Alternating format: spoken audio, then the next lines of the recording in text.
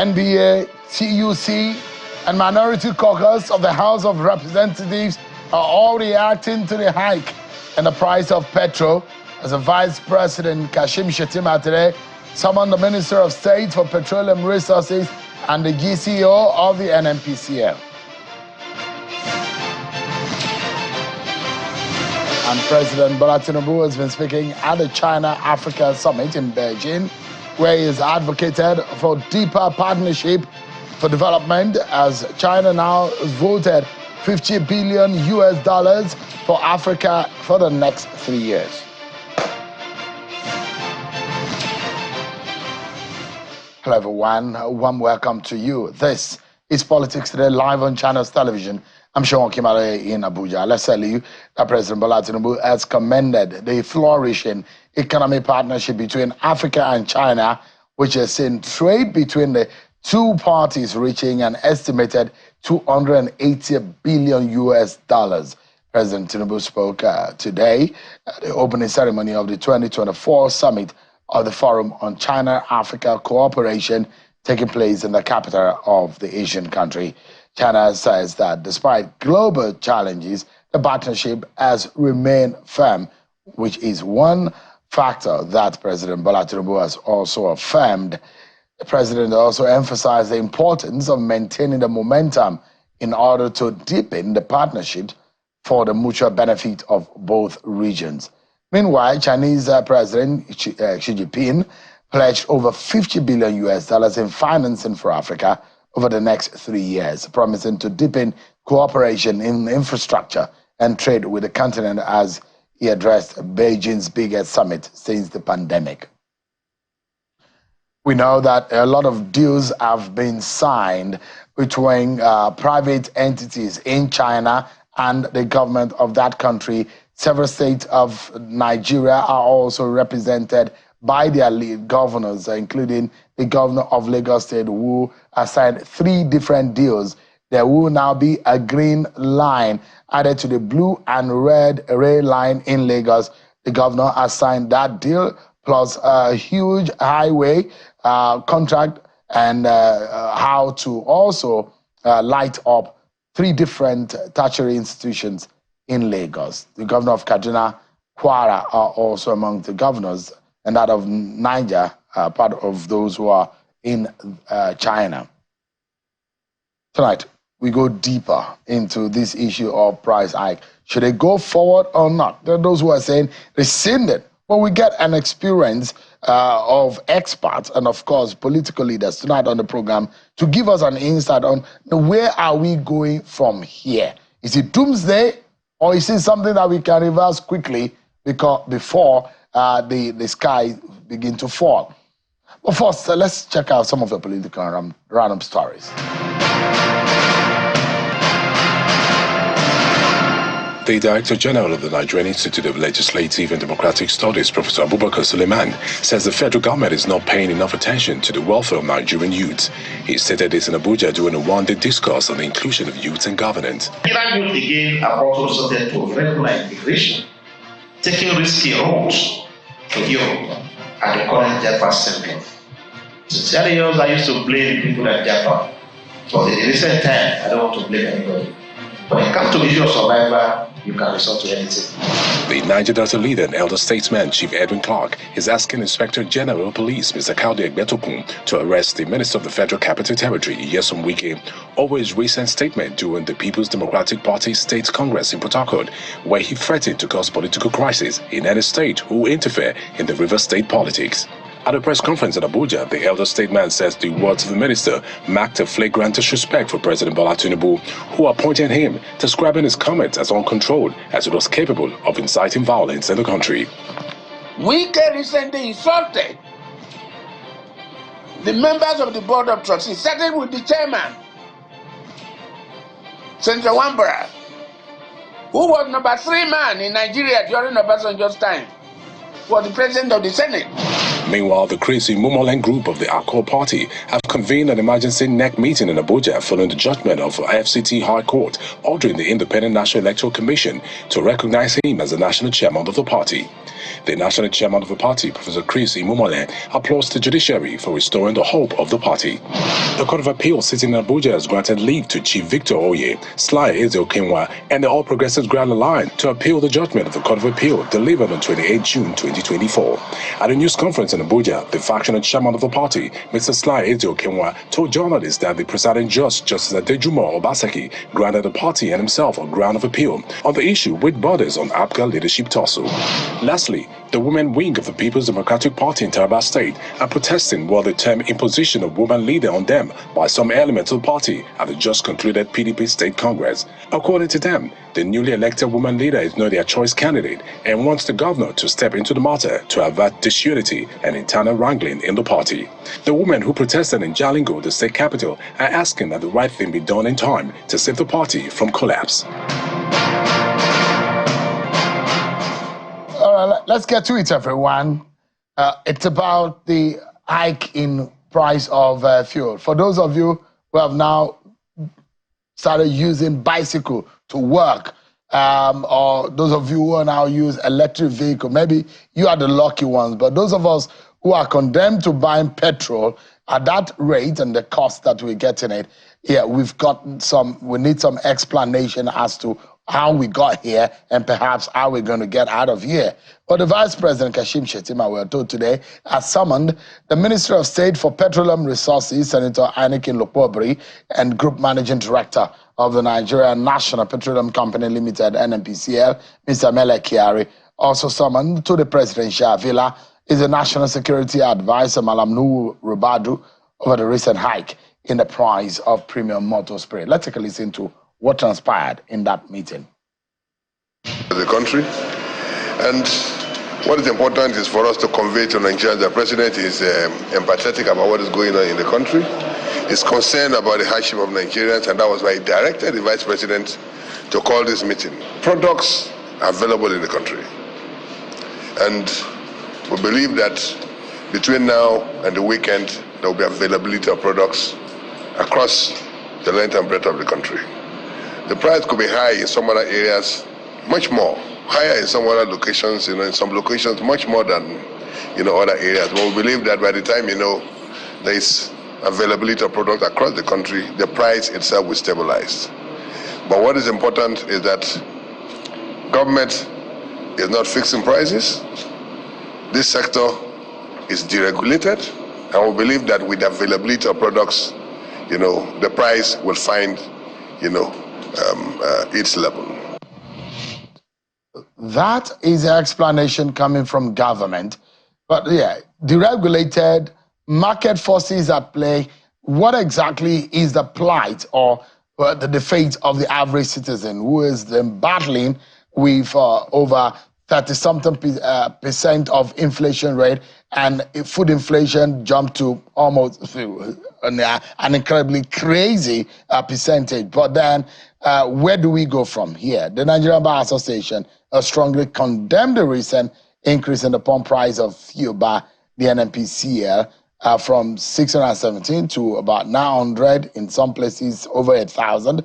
The MBA has described the sudden price hike as not only harsh, but also unjustified at this time. Well, the Trade Union Congress has also come out and has kicked against the latest increase in the price of petroleum products, especially petrol, and warned that it would worsen poverty among workers. The union, through the president of the TUC, Festus Osifo, in a statement, made its position known and is saying that have called on the federal government to immediately rescind these decisions and promote policies that will strengthen the Naira and take decisive steps to alleviate the sufferings of Nigerians. Yesterday, we heard what the NLC had said in reaction to the NLC feel that they are being betrayed by government. That is not what they agreed on. Let's get some insight into this, everyone. I'm being joined tonight by a former presidential candidate and a political economist, Professor Patu Tomi, who joins us virtually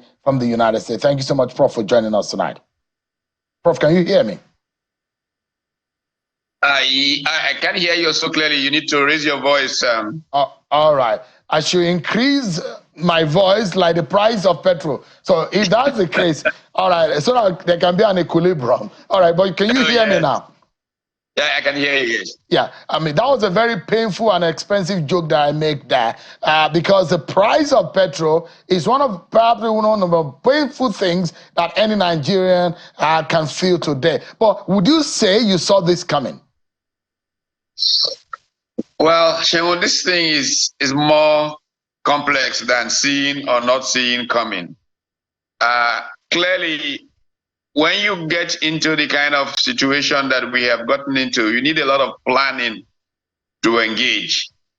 And because we didn't do all the necessary planning and put the appropriate measures in place, because we didn't clarify our strategy, we are running into very, very serious problems. See, first and foremost, I think that the typecasting of what is subsidy has put us in a bind. I probably would have begun by trying to clear up the mess in the industry, in NNPC. Believe me, NNPC is one of the most opaque and most unreliable organizations in the world. Go to me any day. I've been writing and talking about this for a whole generation. I still remember my 1998 book and the quotes on NNPC from it. What we call subsidy, a good part of it was obviously graft. What we call smuggling. I mean, if you look at the way the numbers oscillate, how much we consume, look at what we consumed just before COVID. And then when movement dropped under COVID, the numbers just multiplied significantly. It will tell anybody who is serious that it is not because more petrol was consumed. There are statistics. Compare Pakistan, California, I've done that before, Nigeria. California, where almost everybody has a car, in terms of ratio of citizen to petrol consumed. And Nigeria, where few people have cars, forget about how many cars are jammed in the streets of Lagos, but very few of our population have cars. And look at the number of units of petrol that we say are consumed there. So we want to begin first by, before we punish citizens and pass on inefficiencies to them in prices, clear out the corruption in the system. That alone, I think, will bring the thing down dramatically. Then you have to make a choice about strategic use of resource. Look, of its own, subsidy is not a good idea. But there are times when to drive production, to keep quality of life at certain levels, you make a commitment to some levels of subsidy. We know that agriculture is massively subsidized in the United States and in Europe. But this is a subsidy that drives production and puts, therefore, more money in the hands of some people who produce and therefore enables the system to keep running. But when you massively subsidize consumption for pleasure and stuff like that, when people don't have to give thought to how they use the resource, then you're not doing what is best for the system. This is where we're stuck, because we didn't deal with the heart of the matter first. So what would you... We just jumped to, oh, the subsidy is bad. Everybody will tell you that. What was it that we were supposed to have done at first? That's what I'm telling you, what should have been done. The first thing is you clean up an NPC, and you would have reduced the so-called subsidy, in my view, by more than 60%. Is it too late to do that? Is it too late to do that? If you were given that job to do, where would you start from? If I'm given the job, I can do it. I've been saying it for years. Look, then the next thing, by the way, you know, if you go to the World Bank and the IMF, they will throw policies at you, which are basic templates. No problem. That's a good understanding of economics. However, every situation is different. Now let's go back to Malaysia during the Asian financial crisis in 1997. Look, one of the things I'm hearing now is going on in Nigeria. Oh, they're telling them in Washington that the tax to GDP ratio is terrible. So they need to increase tax dramatically. Somebody was telling me here in Washington today that they are planning a massive increase of tax because the tax to GDP ratio is so low.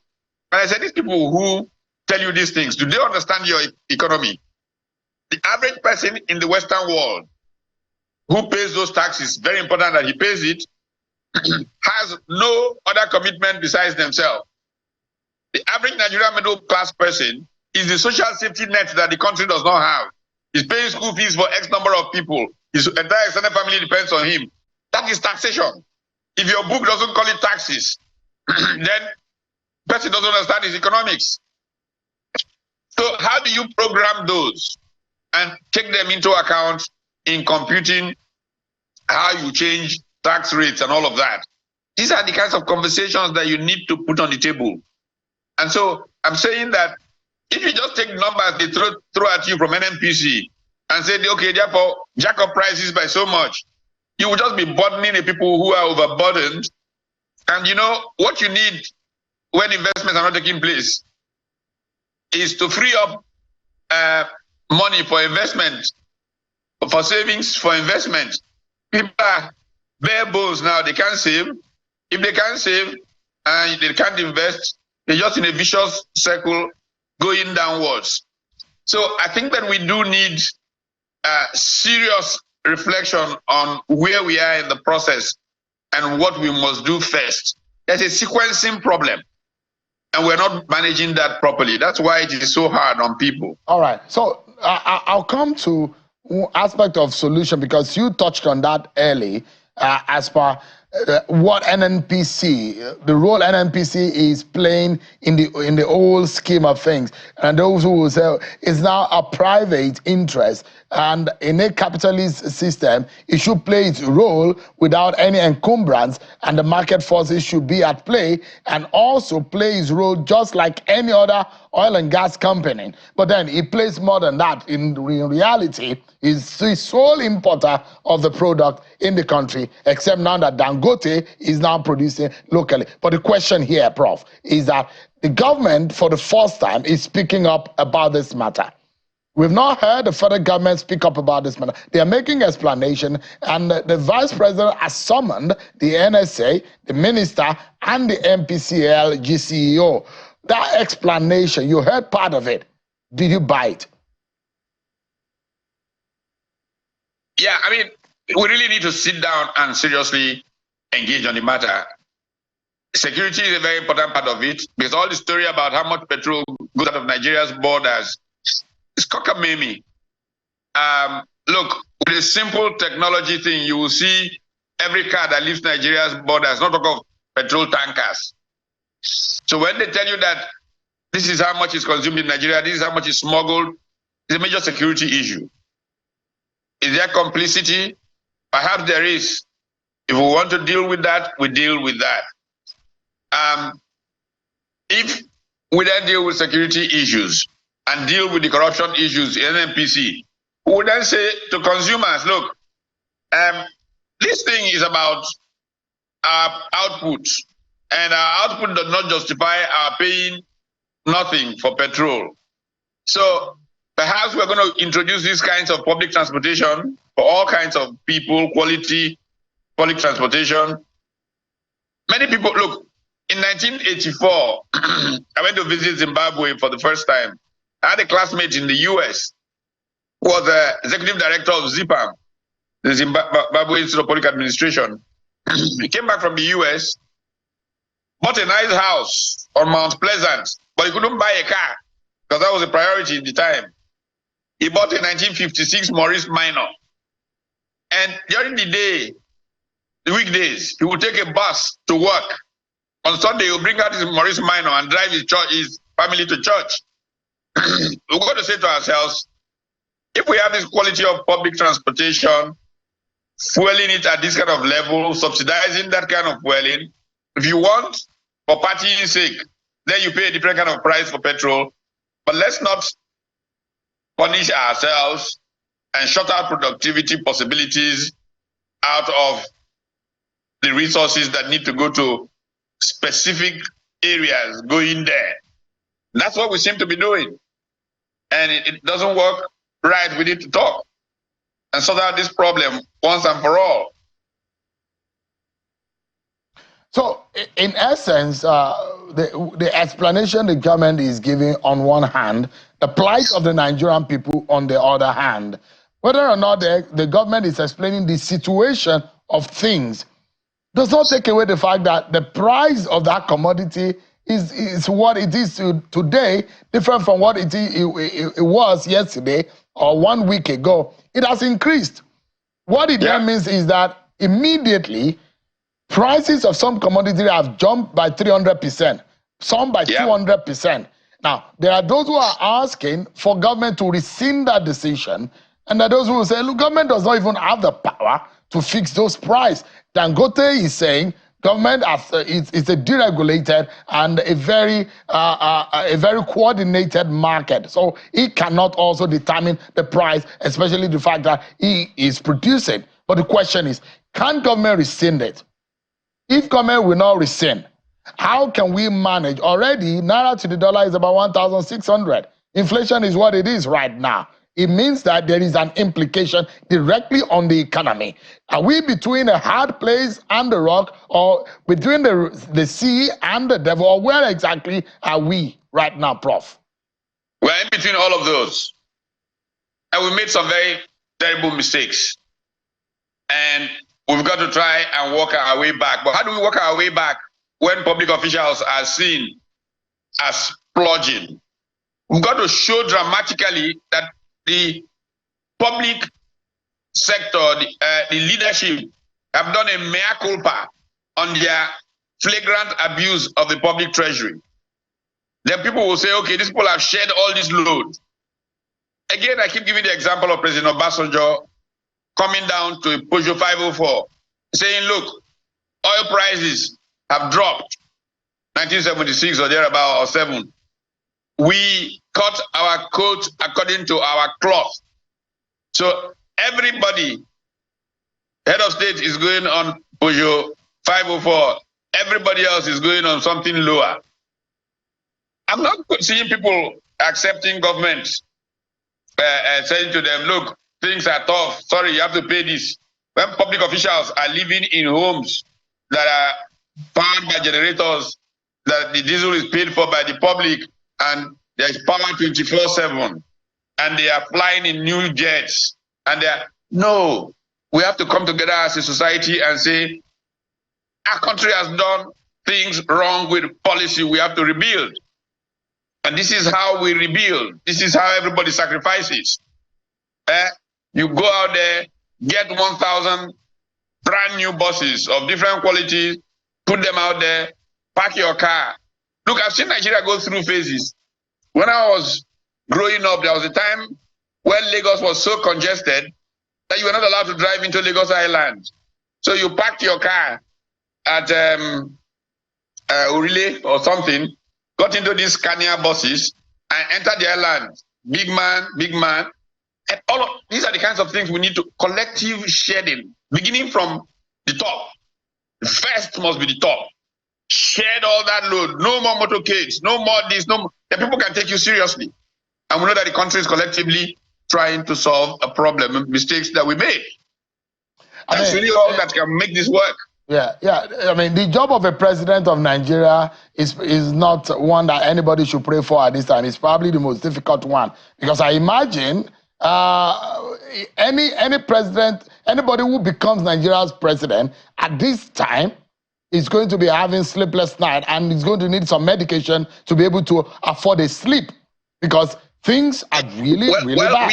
We caused it. The Nigerian political class collectively is responsible for the Nigerian misery. The country's political class has failed the country. I mean, look at the choices we have repeatedly made. Look at the kind of National Assembly we have. Look at the kinds of behavior of the executive branch. The political class needs to come out publicly and do a mea culpa before the country. In Southeast Asia, people will come out and do a humiliation bow for what the public has suffered as a result of the irresponsibility of the political class in Nigeria. That's a starting point. Yeah, Prof. Let's. And I'm all about solution tonight because we are in that situation.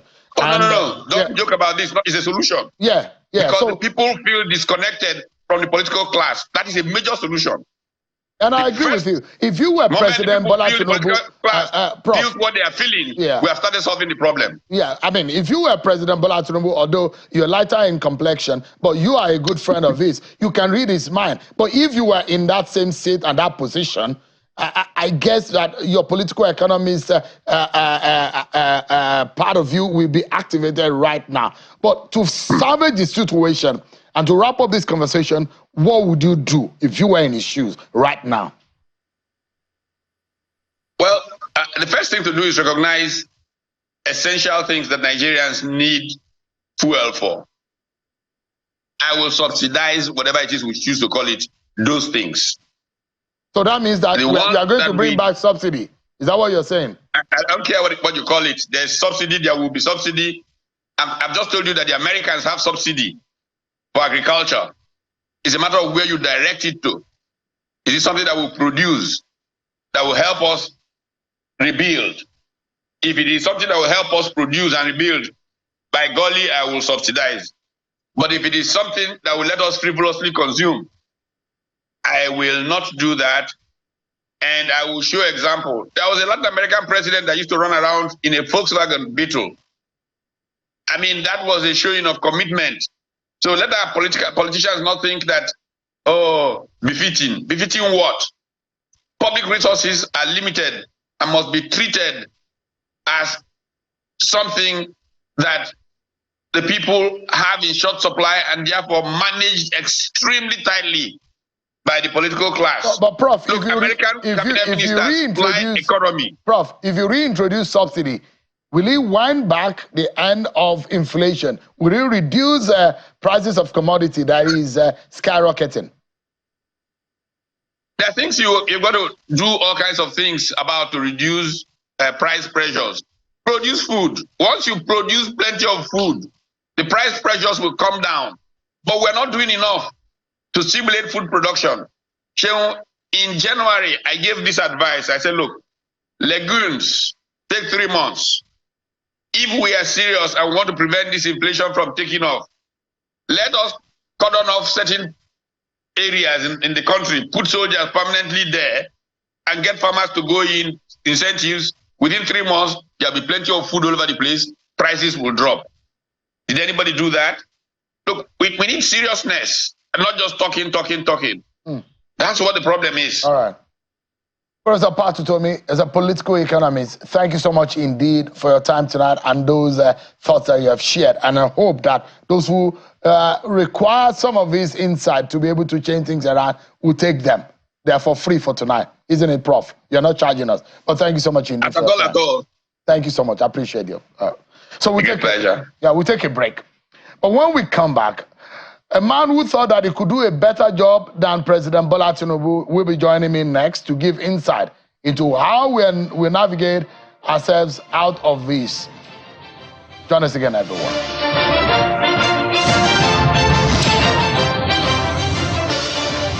Thank you so much, everyone, for staying with us on the program. Let's get back to the conversation on the price of one of the most important commodities in the market today, which definitely has been hit by a shock and a surprise increase, which is petrol.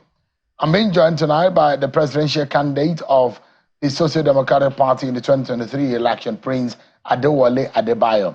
Thank you so much indeed, Prince, for joining us tonight. It's a pleasure. You told me that you saw this coming. In fact, you've praised President Tinubu for being able to hold the price that has not gone beyond it. You thought that this would have gone to almost 2,500 or so. Yes, because that was why when we were running for the presidency, I knew that one of the greatest mistakes you could ever make was to adopt a policy of removing subsidy. Because the gravitational force of the market will drive the price towards equilibrium. And equilibrium, not to sound too technical, is where supply and demand meet reliably, sustainably. where if you have this price, you can continue to supply that product without failure. That is all other costs you should have to absorb to get that product to the market, to meet the buyer. The cost, the price will pay you the cost plus element of profit. So I knew that you can't do that because there are so many externalities and imperfections in the system that will not let that be the wisest decision you can make. More so, all the noise being made around subsidy, I thought that there was an exaggeration of the fiscal burden of subsidy, and that the burden of palliative, the burden of price dislocation, the burden of lower productivity and social and civil unrest, when you put all those other costs together, they far outweigh the cost of maintaining subsidy by a factor of 5 to 1. So it will not be a good decision for anyone to say, I'm going to remove subsidy as president. But if you had won the election, you wouldn't have removed subsidy? No, of course, I will not. I've said it, even though the people who scored the highest votes, President Tinubu, Vice President Atiku Abubakar, Governor Peter Obi, which incidentally was advised by Professor Patutomi, all of them said they were going to remove subsidy. In fact, the Labour candidate said we'll remove subsidy on day 1. So day 1 means the May 29. So the 2023. So the issue is a bad decision. We must. How is it bad? This has been debated over and over again, and there are a lot of people who said removal of subsidy was the right pathway in us killing that evil that has bedeviled our oil and gas sector, especially when it comes to petrol. Okay, if removal of subsidy is a good thing, then all of you should send a letter of congratulations to President Tinubu, and they should be rejoicing on the street. And I mean, should not removing it was very unpopular before now, because like you said, it was a campaign promise by most of the major candidates who said they would remove it on the 4th day or they would remove it at some point. The so-called major candidates are the major headache of the country, because the political elite, the business elite, thought that they shouldn't share prosperity with the downtrodden. So they will collect subsidy on any other thing. They will subsidize the living condition of people in government. Whether you are elected, whether you are in National Assembly, you are the presidency, whether you are a judge or anything, your life will be subsidized. Your housing will be subsidized, your cars will be subsidized. That one is not bad. If you're a professor, vice chancellor of university, you will be subsidized. So that subsidy is good. But that's one that the poor people are partaking in, that's one that is bad. So it shows you the social injustice, socio-economic injustice in Nigeria. Professor Patutomi said, if he were in President Tinubu's shoes, he will return subsidy in some ways. And you were saying that you wouldn't remove subsidy. That means you're saying tonight that President Tinubu should reverse the subsidy policy. No, look, President Tinubu is not going to reverse any subsidy policy because of the following factors. One, he ran on the basis that he was going to remove subsidy. Under his own vision of Nigeria, where Nigeria is going, Nigeria and subsidy, prosperity and subsidy cannot coexist. And he made his case that if you like, you can go on rampage, you can go on demonstration, you can go on riot, you can go on anything. I will remove the subsidy, and there's nothing, I'm not going to change my mind. And people, when I heard that, I said, I'm going to defeat this man in this election. Clearly, people are not going to vote for someone who wants to remove subsidy. And the same thing, the PDP candidate said he will remove subsidy, even to boot, even sell NNPC. And the Labour candidate said he would also remove subsidy on day 1. And they gave the same arguments, which we don't have all the time for, that it was costing too much, we're subsidizing pleasure, all of those arguments. Now, when the election result came out, and they didn't lose massively, the 3 of them got the highest vote, it shows to me that maybe Nigeria were not paying attention, but they were not too angry that somebody was going to remove subsidy. But when they started, when the policy was now official, I kept reminding people that you see this policy move is going to cost you. And I said it about over a year ago that you will see price increase. And when you come into the studio and said we should discuss price of petroleum subsidy. And I was thinking to myself, is Shegun calling me to discuss the price increase today, or the one that will come in 6 months or in 1 year? Would it still increase? Of course, he's traveling. So this is not the least that we should expect. No. Please, if anybody is hungry or tired, or conserve your energy. Really? Because the price is traveling up. So can't waste all your tears. The price will travel up, the pain will increase also. Yeah, because government can do some other things. Like what? To reduce the pain. They can put the horse before the cart, if they can find where the horse is. So what they should do is to now try to tell Nigerians, okay, petrol is not your business. And you can do that. You can say petrol is not your business. Just before I came into to this program, I saw an advertorial on your station where Governor of Ogun State was giving electric bike to commercial motorcyclists. So he's doing that in the typical way Nigerians do their own thing in politics. But it's a good policy.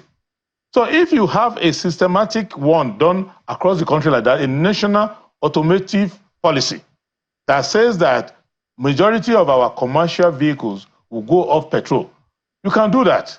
But what I'm saying in essence is that don't be calling people into the studio every 3 months to cry over fuel subsidy or fuel price, because by adopting that policy, that you are removing that peg, just like when you remove the peg from Naira, I stopped checking newspaper as to where Naira will be.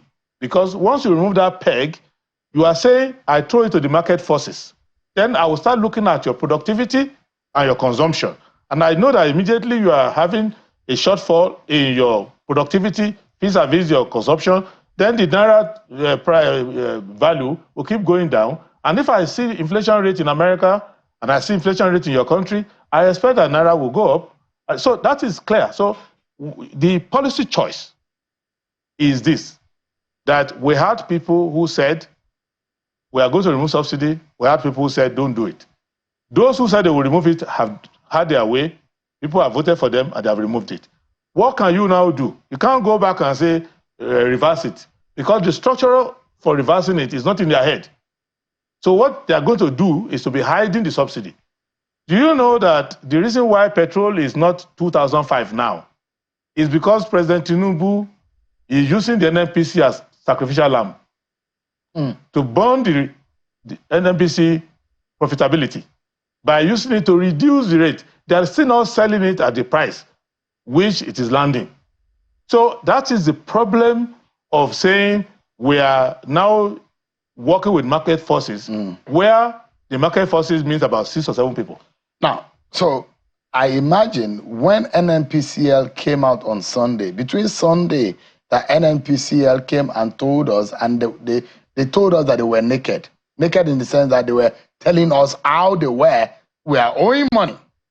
We understand that between 5 and 6 billion US dollars is what NNPC is owing. And on Sunday, I told us, look, we have a problem. We have been bearing the burden of logistic and operational costs, but we can no longer bear it. Just in that 1 week, we also, within that few days, we also seen the hike in the price.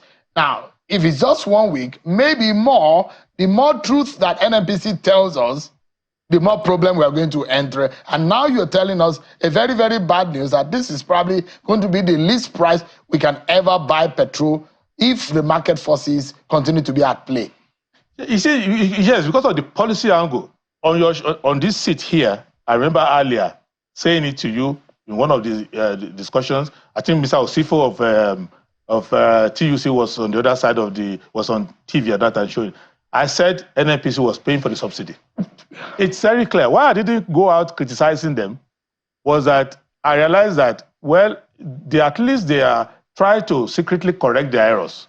And if I was criticizing them, shouting that they are subsidizing now, people are going to suffer more. But like legally, as a lawyer, yes, what NNPCL has done over the year, is it right? A lot of things are not right about NNPC, but they have enough legal argument to get away with what they are doing. What is happening is this: that if we want to solve this problem, I want us to discuss what petrol is meant for. I don't want to be an activist over petrol price, because you already boxed yourself into a corner. You have shown that you're not a good economic thinker, because petrol is not as important as, but the way, in manner in which we use the NNPC is what has made it important. What we have done wrongly is that we have refused to govern. We have refused to set up a public transport system. Just like we don't have a good public education now, that even a taxi driver is putting their child in private school. Just like we don't have good public hospitals, that even a person of low wage earning will now say, I have a headache, I'm going to private hospital. So there are so many things we have allowed to fester because we didn't implement chapter 2 of our constitution. So if we develop public transport system, which is the way you can focus now, I don't want to be part of anyone discussing petrol price anymore, because the cat has been out of the bag for a long time.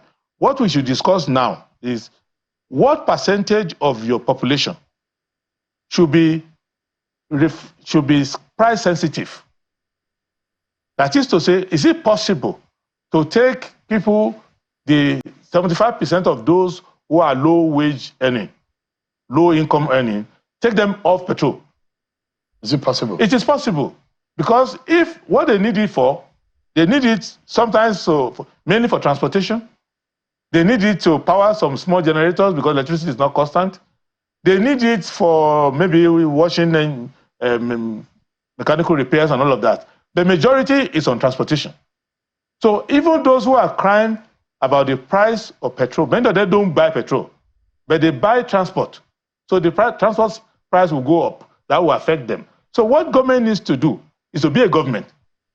But what government is trying to do now is to be a facilitator of petrol business, to be a factor of petrol business, to be a middleman in petrol business, which is what they have been doing all this while. And that's why NNPC looks like a ghost organization, because it's not doing what it's supposed to do under its own law. NNPC is not supposed to be in this kind of mess where it is now, which is that we let governance be done, which means that you have to vote people in who can think through what government should be doing. So there is another angle to this. So, those who think that all of those blame goes right to the top at the center. But the question is that, what about the state government? How are they, because some of the excess of the money that is not, I mean, the monies that are not paid into subsidy, that are now directly going into the federation account, largely goes, the more percentage goes in the hands of the state and the local government. Now, what are the local government and the state using these monies for?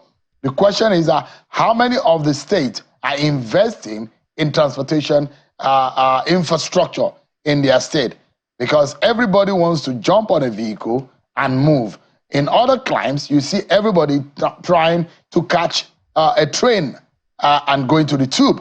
Everybody trying to go to the underground to get on the train. That is what looks like a norm in some other climes. You may have your vehicle, but when you are going to work, you park it because it's not fashionable for you to drive. It's too expensive for you to do.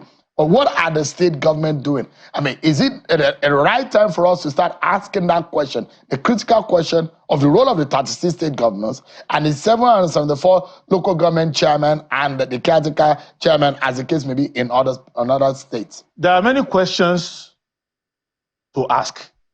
And I didn't run to be a governor or a local government chairman. So I always think like a president, which means you give leadership. So the first, before you go around looking for governors, many of them are not performing, it's very clear.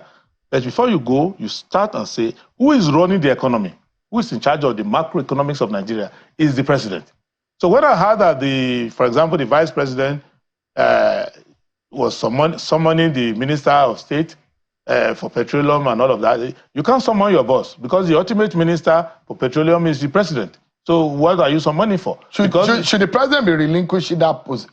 Maybe he shouldn't. Maybe he can keep it because I don't know what he wants to do. If I was president, I wouldn't take it because you won't be. I won't take it. So it will be against the norm because we've seen past presidents who have been they've held that position as the Minister of Petroleum. I think it's said in the scripture that where your heart is, that's where your treasure will be. So, for those who came to politics because of petrol, that's where they will go.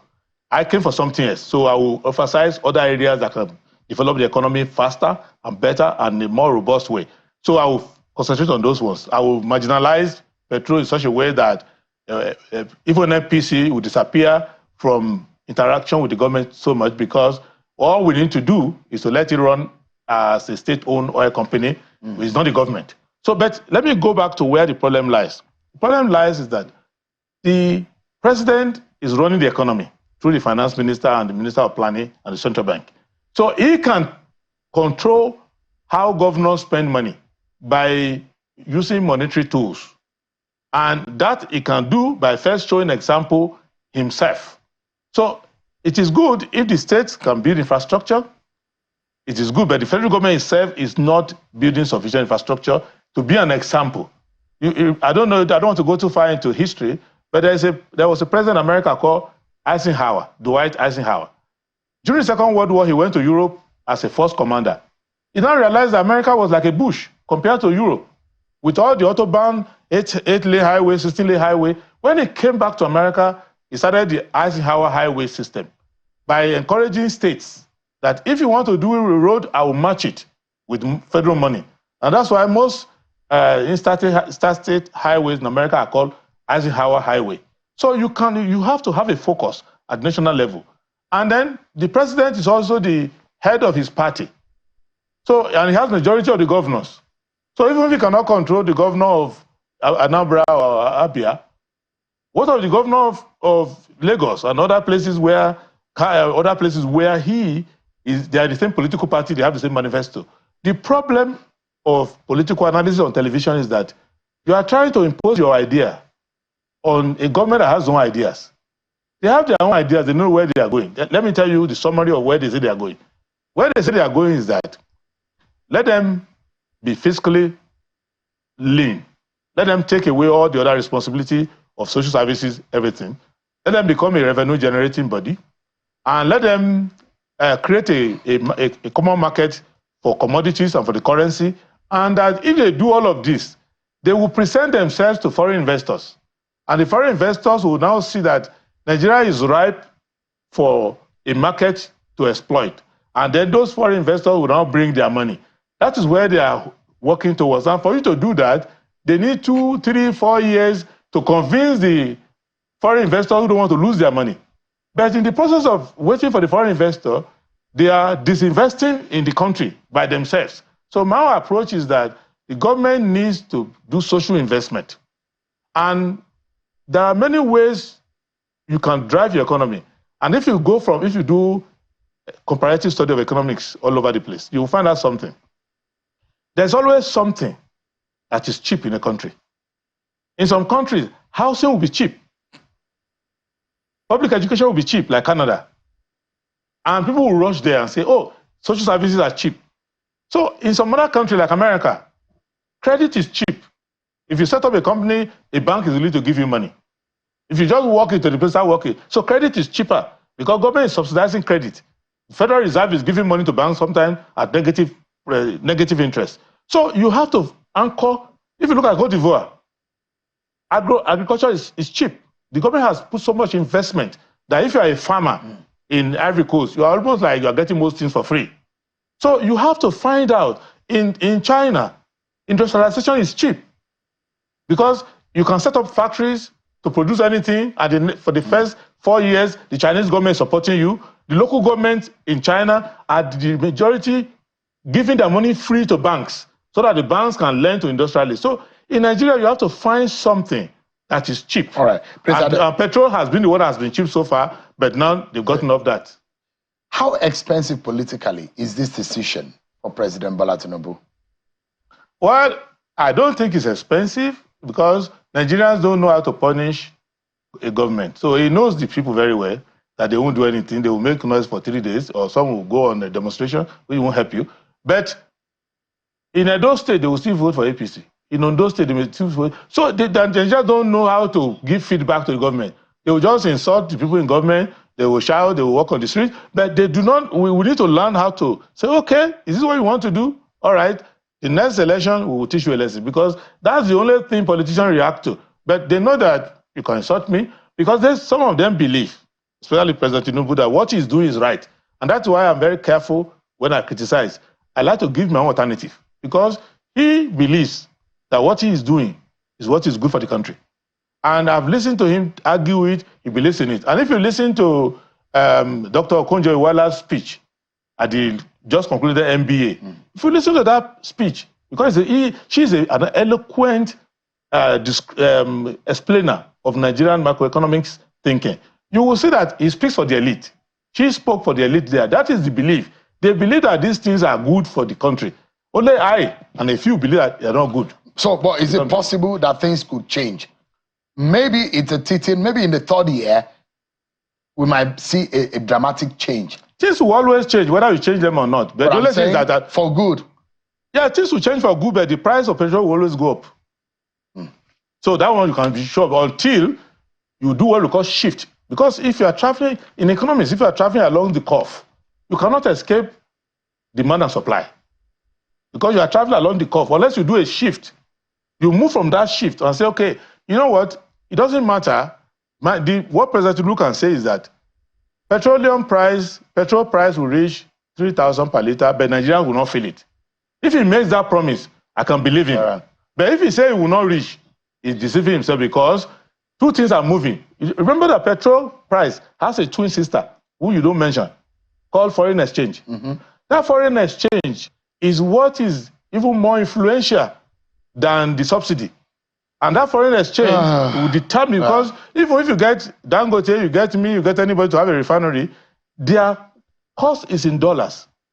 Dangote cannot say, come and be the chairman or come and be the MD of my refinery, I'll pay you in Naira. That person will not come. So he can't tell you, I want to buy crude. Only you can buy crude from NNPC in Naira. But that one is the Central Bank of Nigeria that will suffer it. So, but you can't buy it from outside. So long and short of it is that Nigerians should understand that we have made a choice that subsidy should go by voting those who don't like to give you subsidy. For that reason, the only thing we can do for the government is to try to train the government to try to take away the effect by taking people away from the use of petrol. And then if at a macroeconomic level, you can get off petrol yourself, better for you quickly. Prince Adewale Adebayo was the presidential candidate of the SDP in the 2023 election. Thanks so much indeed. Thank you, and God bless Nigeria. I appreciate it. Well, that's our show for tonight, everyone. Man, thanks for watching. I'm Sean Kimale. God bless Nigeria.